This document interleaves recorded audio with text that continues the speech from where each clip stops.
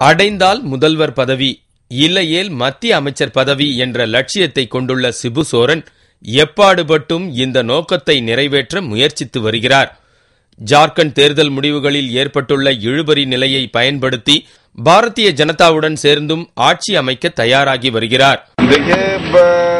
आप लोग को भी सिग्नल मिल रहा है, राज्य की जनता को भी पता चल रहा है कि जेएमएम सरकार बनाने के दहलीज पर पहुंच चुकी है और हमको लगता है राज्य में अस्थायी सरकार के लिए लगता है कि यहाँ बीजेपी और இருப்பினும் ஜார்க்கண்டில் நடப்பதை உன்னிப்பாக கவனித்து வருவதாக மட்டுமே பாரதிய ஜனதா கூறியுள்ளது. अभी वेट एंड वॉच देख रहे हैं हम लोग राजनीति झारखंड की राजनीति पर कड़ी निगाह रखे हुए. ஜார்க்கண்டில் நடந்து முடிந்த சட்டசபை தேர்தலில் மொத்தமுள்ள 81 இடங்களில் காங்கிரஸ் கூட்டணி 25 இடங்களிலும் பாரதிய ஜனதா கூட்டணி 20 இடத்திலும் வெற்றி பெற்றுள்ளன.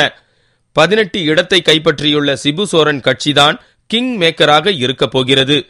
ஆனால் நான் தான் கிங் என்று பிடிவாதம் காட்டுகிறார் சிபு சோரன்.